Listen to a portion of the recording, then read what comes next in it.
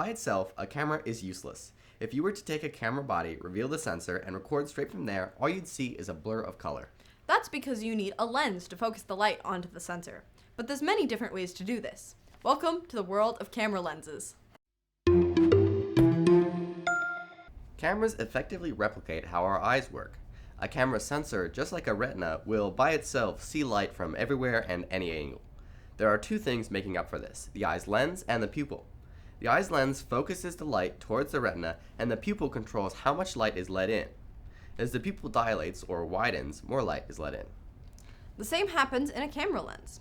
First, the light is focused by a series of glass pieces called elements. Then the light is let in using an aperture, which is literally just an opening, like the pupil. In most lenses, you can widen or narrow the aperture, which, just like the pupil, lets in more or less light. There's a lot of jargon about aperture in cinematography that's important to learn. Widening the aperture is sometimes called opening the aperture or increasing the aperture. Aperture is usually measured in f-stop, which measures how much light theoretically travels through the lens.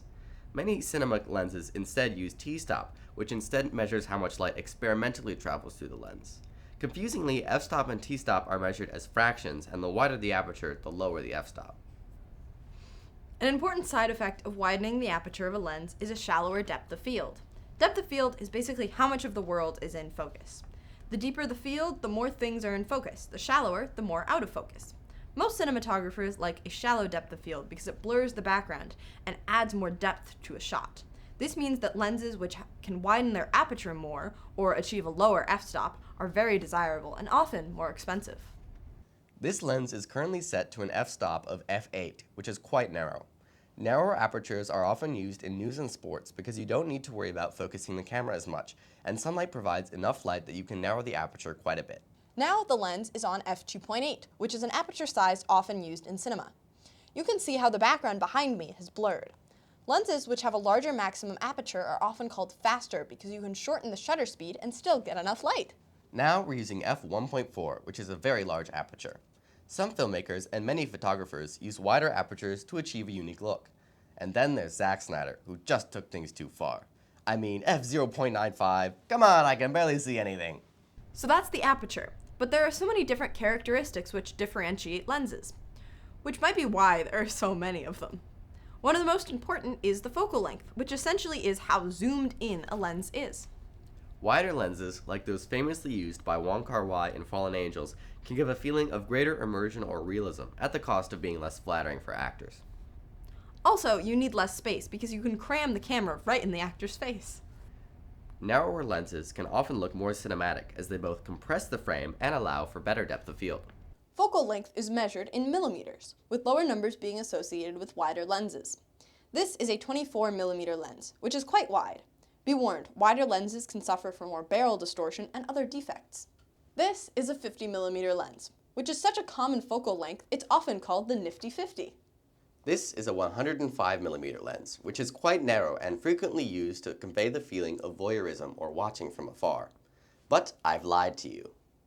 This is not really a 105mm lens, it is in fact a 24 to 105mm lens, a zoom lens.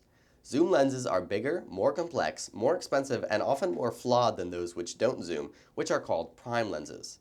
Even Ari, the god of a company that every DP prays to at night, admits that you can't make a zoom lens without compromising in some way. What kind of flaws are there? Well, there's chromatic aberration, which is the separation of colors along the outline of objects. There's focus breathing, which is the slight zooming of the lens when you're focusing. There's bokeh quality, which is the look of those little balls of light that appear when light sources are out of focus. And finally, lens flares, which are flashy artifacts that occur when you point a lens towards a very bright light. The most expensive lenses will try to mitigate all of these artifacts and cost tens of thousands of dollars. Most lenses will either accept some flaws or even lean into them for a specific look. As a computer scientist might say, they call it a feature, not a bug. Older lenses, called vintage lenses, which typically have more pronounced flaws, generally give an extremely pronounced look, which many cinematographers love. Throughout the video, I've mentioned focusing, but this can look different on different lenses. Most consumer cameras and smartphones use autofocus, which is where the camera automatically focuses the lens for you. Lenses which can autofocus almost always have digital focus, which is where the lens is sent a digital signal and does the focusing internally. A major problem with this is that when you use the focus ring outside of the camera, you can't guarantee that the same position of the ring will always correlate to the same focus distance. This is very problematic on a film set, where you need to be able to reliably change focus to the same spot every time. That's where mechanical focus comes in, which is where the ring correlates directly to the focus of the lens.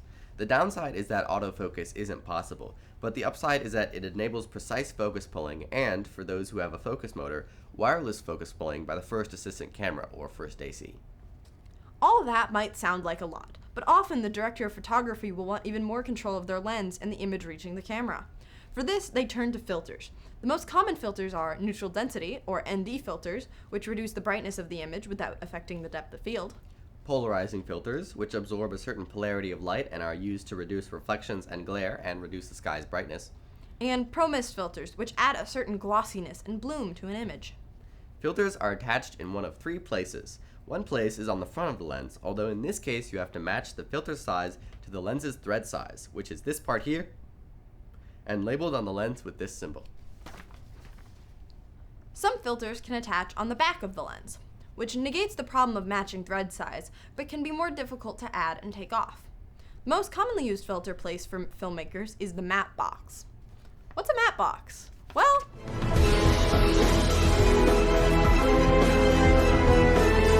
That.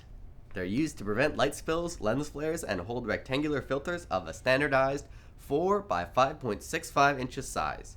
Matte boxes can hold multiple filters at once and allow quick changes of them. speaking of quick changes, changing lenses on set, especially when they're fancy cinema lenses, is a very specific process with your second assistant camera, which looks like this. Mine. Yours. Fine. So all this is great, but unfortunately you can't just go picking lenses willy-nilly. Every camera has a specific mount which is compatible with specific lenses. The most common are Canon EF and RF, Sony E-mount, and REPL and LPL mount. And then you have your vintage lenses, which seem to have every variety of mount you've never even heard of, and a few more. Luckily, you can get adapters between different mount types. Unluckily, most lens adapters don't communicate digital information between the camera and lens, making autofocus impossible. But like, oh well, look at that bokeh. Different cameras have different sensor sizes. Most lenses work on a Super 35 sensor size, which is most common, but newer cameras are sometimes full frame, which is a much larger sensor that not all lenses can accommodate. If you try to put a Super 35 lens on a full frame sensor, you'll get vignetting, like this. So, finally, you've got your lens, and it looks like this.